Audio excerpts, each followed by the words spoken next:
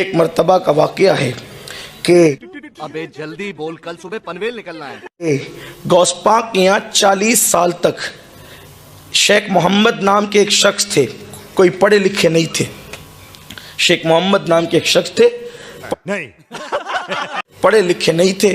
خانقاہ میں لوگ بہت کثرت سے آتے تھے، تو ایک صاحب تھے جو جوتے سنبھالتے تھے، اور یہ شیخ محمد نام کے صاحب لوٹے میں پانی بھر کر لوگوں کو لوٹے سے وضو کراتے تھے۔ 40 سال تک یہ خدمت انجام دی، لوگوں کو لوٹے سے وضو کرانا۔ دیکھا آپ نے لاپرواہی کا نتیجہ ہے۔ غوث پاک کے آتے تھے لوگ، کھا پی کر کے جاتے تھے۔ اب یہ لوگ سب بیٹھتے تھے باہر، ان کی ڈیوٹی تھی لوٹے سے وضو کرانا، اس لیے ان کو لوٹے والے شیخ کہتے تھے، لوٹے والے بابا۔ اب ہوا یہ، انہوں نے ایک دن چپل والے بابا سے کہا کہ چھوڑ رہا ہے اور آپ نے کیا کرنا ہے؟ لپیٹنا ہے۔ کہ ہم 40 سال سے آپ چپل سنبھال رہے، میں لوٹے سنبھال رہا ہوں، یہ بتائیں کہ یہاں آنے سے لوگوں کو ملتا کیا ہے؟ یہاں آنے سے لوگوں کو ملتا کیا؟ یہاں کے لوگ کرتے کیا ہیں؟ تو کہا کہ بھئی لوگ آتے ہیں، کھاتے پیتے ہیں غوث پاک کا لنگر اور چلے جاتے ہیں، اور کیا بات ہے یہاں؟ اب جس کا جتنا ظرف ہو وہ اتنی بات کرتا ہے، جس کی جتنی نگاہ وہ اتنی بات کرتا ہے۔ وہ چپل سنبھالتے تھے، یہ لوٹے سنبھالتے تھے، پانی سے وضو کراتے تھے۔ ایک دن ان کا مائنڈ بنا، ذہن بنا، یار 40 سال سے یہیں پڑے ہوئے ہیں، تھوڑا چلتے ہیں، ذرا ہم بھی سیر و تفریح کرتے ہیں، گھوم پھر کرتے ہیں، ذرا دیکھا آپ نے لاپرواہی کا نتیجہ ہے۔ ذرا ہم بھی ذرا زندگی کے مزے لیتے ہیں۔ دو لوگ آئے، انہوں نے اطلاع دیے بغیر دونوں کو کہا کہ ہم آپ کے ساتھ چلنے کے لیے تیار ہیں۔ ان کو پتہ نہیں تھا یہ غوث پاک کے نوکر ہیں، اور غوث پاک کی چوکھٹ پہ لوگوں کو وضو کراتے ہیں، ان کو خبر نہیں تھی۔ وہ دونوں ولی تھے، اور کون سے ولی؟ اقطاب تھے، اقطاب قطب تھے وہ۔ اور قطب وہ ہوتا ہے جس کو اللہ تعالیٰ اس کے شہر کا نظام سنبھالنے کی ڈیوٹی عطا کرتا ہے۔ یہ اقطاب کی قسم، اولیاء اللہ کی کئی قسمیں، ایک قسم اس میں سے قطب ہے۔ یہ دونوں قطب تھے، انہوں نے لوٹے والے شاہ کو ساتھ لیا اور ساتھ لے کر کے چلے۔ اب غوث پاک یہاں تو بڑی نزاکت سے پلتے تھے، کیونکہ لنگر 24 گھنٹہ جاری رہتا تھا، بڑے نازوں سے پلے ہوئے تھے، کھاتے پیتے تھے۔ تھوڑی دور چلے تو بھوک لگی، انہوں نے دونوں قطب سے کہا بھی ہمیں بھوک لگی ہے۔ کہ ہم کھانے پینے والے لوگ نہیں ہیں، چلنا ہو تو چلو ورنہ واپس جاؤ یا رک جاؤ۔ تو ان کو احساس ہوا کہ اب تھوڑی دیر تو چل چکے، چلنا چاہیے۔ 24 گھنٹے چلے، پھر کہا بھوک بہت لگی ہے، رحم کرو۔ تو انہوں نے مصلی بچھایا، ایک صاحب نے 2 رکعت نماز پڑھی، اور جب 2 رکعت نماز پڑھی تو دعا کی۔ دعا کے بعد آسمان سے دسترخوان آیا، اور تینوں نے مل کے کھانا کھایا، سحر ہو گئے۔ کھانا آیا تو نیند آئی، پیٹ بھرا تو نیند آئی۔ کہا تھوڑی دیر سو لیں، کام سونے والے لوگ نہیں ہیں، چلنا ہو تو چلو ورنہ رکو۔ مجبوراً چل پڑے۔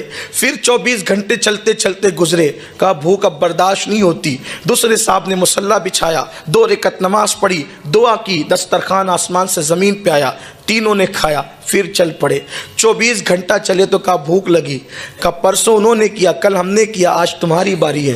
کہا بھائی میں تو کوئی پڑھا لکھا آدمی نہیں، کوئی بہت عبادت گزار انسان نہیں، مجھے تو کچھ آتا نہیں، دعا کرنا بھی صحیح سے نہیں آتی، میں کیا دعا کروں گا؟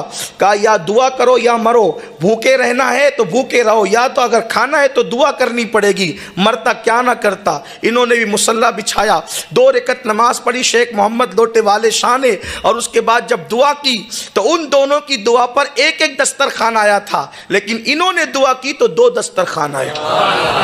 وہ دونوں اقطاب حیران ہو گئے، کہا کہ آپ تو کہتے تھے کہ ہمیں کچھ نہیں آتا، آپ پڑھے لکھے نہیں ہیں، آپ کچھ نہیں جانتے، دعا کرنے کا ہنر بھی نہیں جانتے، آپ کی بات پر 2 دسترخوان کیسے آیا؟ تو کہا کہ واقعی میں کچھ نہیں جانتا تھا، لیکن جب تم نے مجبور کیا یا بھوکے مرو یا دعا کرو، جب جان پہ بنائی تو پھر میں نے بس اتنا کہا، اے اللہ مجھے تو کچھ نہیں آتا۔